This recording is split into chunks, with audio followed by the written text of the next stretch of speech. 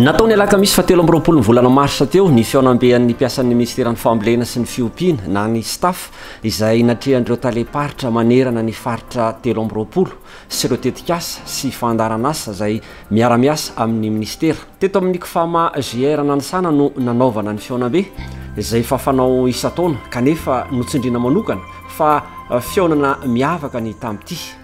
Noho ny fomba fiasa mampandray anjara izay ao anatin'ny fizakantena ara-pitantanana dia misy ireo vinan'asa izay napetraky ny filoham-pirenena ho an'ny ministera tsirairay avy ary tsy latsa-danja amin'izany ny an'ny ministeran'ny fambolena sy ny fiompiana izay miopana amin'ny fahavitantena ara-tsakafo araka ny velirano fa 5. Misy ny tetikasa efatra lehibe noho izany hoentina anamorana sy anatrarana izany vinan'asa izany. Ny fanajariana ny tany, fanarenana ny tany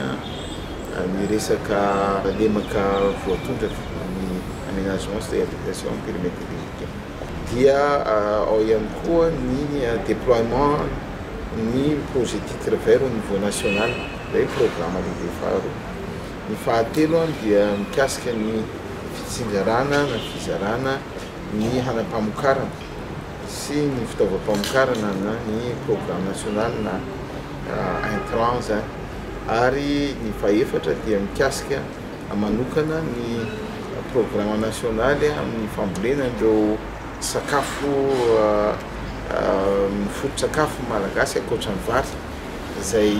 mifantenana manokana ny mangahazo, ny katsaka,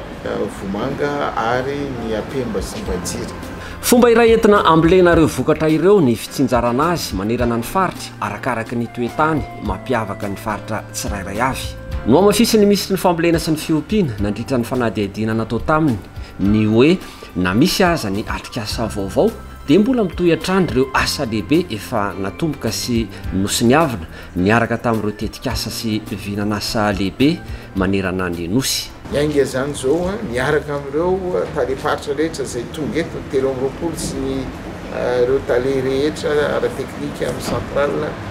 ireo atao hoe raha tsamangaiky amin'ny ministera manontolo raha Madagasikara dia voasolo teny eto avokoa yainga amin'izany hoe fanatanterahana amin'ny fomba malaky nefa mahomby tanteraka ny fampitomboana ny vokatra ara-tsakafo